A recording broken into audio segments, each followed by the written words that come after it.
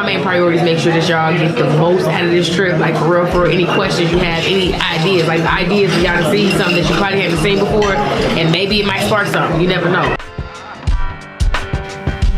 Hi, this is Chandra, and we're here with WGRL. We have the girls from HERStory here, and they're going to be talking a little bit about Chicago and what they do. HERStory, My Sister's Keeper, is based on writing, literacy, storytelling, activism, being civically engaged and empowering young women of color from 16 to 24 years old. When I was in the room with Jessica, I felt like, I could do this, I could write, I could read this poem, because I hate reading out loud. I don't read that well, I really don't. I felt like, I should keep reading, like especially poems out loud, because it helps me. And I really love poetry. So that's what made me stick to the group. That's like really opened me up about it. In Chicago, what are some of the misconceptions that you hear? You hear a national headline, oh, it's been 70 shootings, oh this, oh that. Sounds like the city is just in a war zone and that people are just dying left and right. Yes, our city is bleeding. Yes, people are dying. But the misconception is that there are not people on the ground doing work who've been doing this work, not responding to violence, but being proactive. If I ever go visit Chicago, I'm definitely gonna see what you guys do because I'm so inspired by this group. The reason why I joined HERStory in general, I'm the only child, so I never really had a sisterly bond. So to see women of color actually embrace me and accept me for who I am with all my flaws, I really appreciated that. When I first started HERStory, I was a senior at Josephina.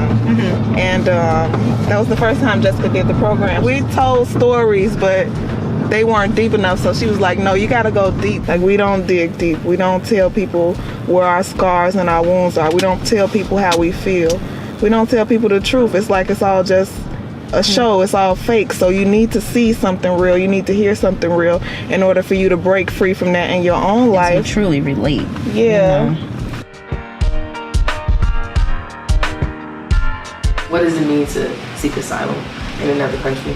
Folks who are seeking asylum are people that have either experienced past persecution or have a reasonable fear of experiencing future persecution in their home country. But I did want to talk about like budgeting and personal financial planning, because I think that's really important. Well, life is perpetual learning. You do not stop learning. If you have good ideas, you got something that you could bring to the table, but not be shy. Let it be known. And you don't have to figure it out right away, right? You're allowed this space to make some mistakes, because that's where the learning comes from, right? I think for me, it all kind of boils down to really feeling like I had to prove myself.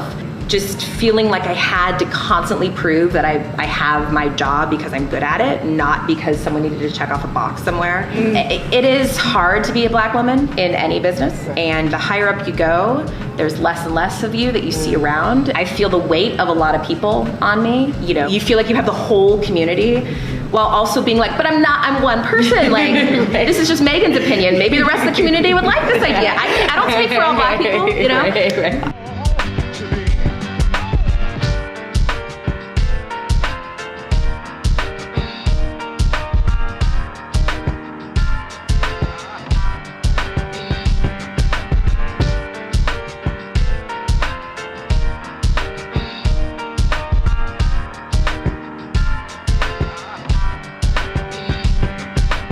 Kira and I were on a project last fall that partnered with the Center for Policing Equity. They partner with police departments, and they are trying to build a national database of police reports, and so like doing analyses on them. So like say, oh, like you have like racial bias for like these reasons, basically, is sort of like the ultimate goal.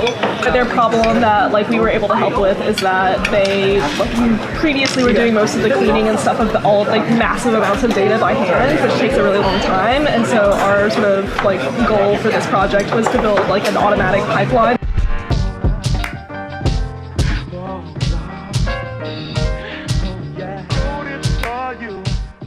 A lot of people know about women's tennis and their female golfers, but on the basketball side, like the WNBA is it. They're the best basketball players in the whole world. And I think these women deserve this platform. I can hear your passion already, but you have to have courage that's coupled with that. At the New York Liberty, really under Isaiah's leadership, we took a stand. We put a stake in the ground and we said, yes, this is incredible basketball, but you know what else it is? It's inspirational. It's aspirational. It's about fulfilling your dreams. It's about being a black woman. When you're doing the right thing by your career and you're adding all those really cool experiences, it makes you super marketable. People say it all the time. It's who you know. That's right. And working those networks and staying above the board and not burning any bridges. If I say one thing to young people every single time I talk, it's like, don't burn a bridge.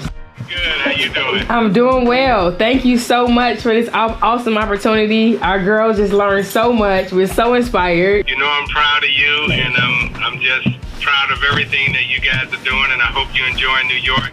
And I hope you had the best time with us. Absolutely. Everyone else that you're going to see. Absolutely.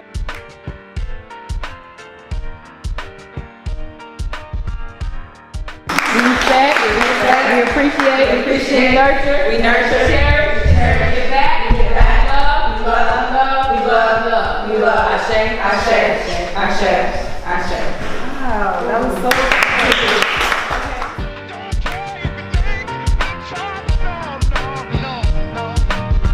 I only wrote it for you and me, girl.